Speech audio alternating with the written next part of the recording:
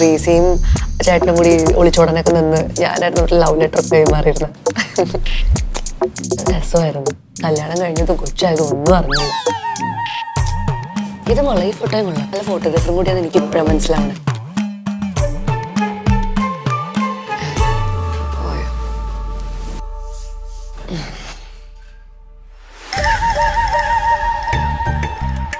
എന്റെ പൊന്നു ടോമേ, ഇന്ന് ഒളിച്ചു കൊടുക്കുന്ന ദിവസമെങ്കിലും അവളുടെ അടുത്തൊന്നും മിണ്ടാതിരുന്നാ പോരായിരുന്നോ? പതുക്കെ പറഞ്ഞു. ഞാൻ എന്ത് ചെയ്യാം? അവള് ഓരോ കാര്യം സംസാരിച്ചിട്ടുണ്ടെങ്കിൽ എനിക്ക് ഊരി വരാൻ പറ്റണ്ടേ? അതുകൊണ്ടാ ഞാൻ വിളിച്ചോണ്ട് വന്നത്. നന്നായി. അവിടെ കത്തി അടിയും കേട്ടോ ഇത്ര നേരം നിന്നല്ലോ. ഇതുപോലൊരു പെണ്ണ്. ഞാൻ വിളിച്ച് എന്നെ പറയാനായിരിക്കും പോണേ. എന്താ അമൽ സാറിന് ഒരു മാറ്റം ഇല്ല കേട്ടോ. പഴയതിനേക്കാൾ ഇരട്ടി ഇങ്ങനെ ഒലിപ്പിച്ചുകൊണ്ട് നടക്കുക.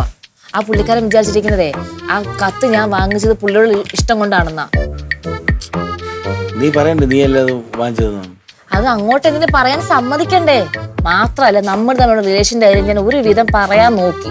അങ്ങാരേക്കം പോക്ക് അടുക്കുന്നില്ല ഒന്നും. എന്താ നീ പറയാൻ നോക്കിയത്? എടി ഇന്ന് നീ എന്തിനാ അവനെ പഠിപ്പിക്കാൻ പോണത്?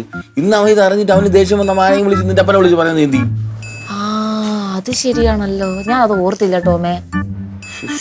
നീ എന്നെ കുറ്റമൊക്കെ പറഞ്ഞു തന്നപ്പോ ഞാൻ വെച്ച് നീ എല്ലാം ബുദ്ധിപരമായിട്ടേക്കും ചെയ്യണേ. പക്ഷെ ഞാൻ പറഞ്ഞില്ലല്ലോ. പറയാത്തല്ല, അവൻ അവന്റെ മണ്ടത്തരം കൊണ്ട് കേൾക്കാത്തില്ല. അതെന്തോ ആയിക്കോട്ടെ. പിന്നെ ബാക്കിയെല്ലാം സെറ്റ് അല്ലേ? ഇവിടെ ആർക്കും സംശയമൊന്നുമില്ലല്ലോ നമ്മൾ ഒളിച്ചോടുന്ന കാര്യം? ഇതുവരെ ആർക്കും സംശയമൊന്നുമില്ല. പറയല്ലോ, നമ്മളിവിടെ നിന്ന് ഇറങ്ങുന്നു, 2 ടാക്സി കയറുന്നു, 2 വഴിക്ക് പോകുന്നു, കൃത്യം 6:50 അവിടെ എത്തുന്നു, 7 മണിക്ക് ട്രെയിനിൽ കയറുന്നു. നിങ്ങൾ 2 ടാക്സി പോകുന്നത് 2 പേർക്കും പോകാതെ ഒരേ സ്ഥലത്ത് ഒരേ ട്രെയിനില്ല, പിന്നെ ഒരു ടാക്സി പോയാൽ പോരെ? എന്റെ വണ്ടി പെണ്ണേ, രണ്ടുപേരും ഒരു ടാക്സി പോയാൽ സംശയിക്കൂലേ? ബാഗ് ഒക്കെ ഉള്ളതുകൊണ്ട് തീർച്ചയായിട്ടും സംശയിക്കും. 2 വണ്ടി പോയാൽ മതി. അപ്പൊ ട്രെയിനിൽ ആദ്യം ആര് കയറണം?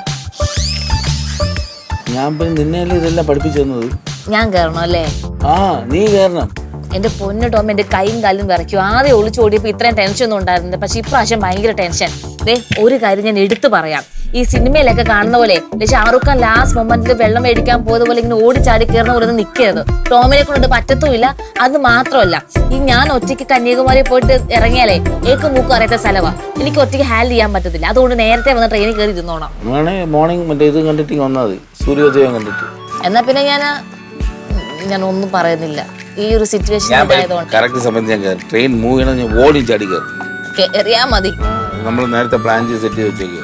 ശരി, ടെൻഷനാവുന്നു. ആശയൊക്കെ വരുന്നുണ്ട്. പിന്നെ മൂങ്ങിക്കോ. എന്താണ് രണ്ടും കൂടെ ഇവിടെ ഇരുന്ന് പുഷ്പിക്കണത്? എന്താ ഞാൻ കൊടുത്ത് പുഷ്പിച്ചൂടെ? പുഷ്പിച്ചോ? എന്തോ വലിയ ഗൂഢാലോചനയാണെന്ന് തോന്നുന്നു. വിളിച്ചോടാൻ വല്ല പ്ലാനുണ്ടോ? ചെറുക്കാൻ അനാവശ്യം പറഞ്ഞുണ്ടല്ലോ. വിളിച്ചോടി. എനിക്ക് കുറച്ച് ജോലിയുണ്ട്, ഞാൻ പോട്ടെ. നിങ്ങൾ രണ്ടും കൂടെ ഇവിടുന്ന് പുഷ്പിച്ചിരിക്കും.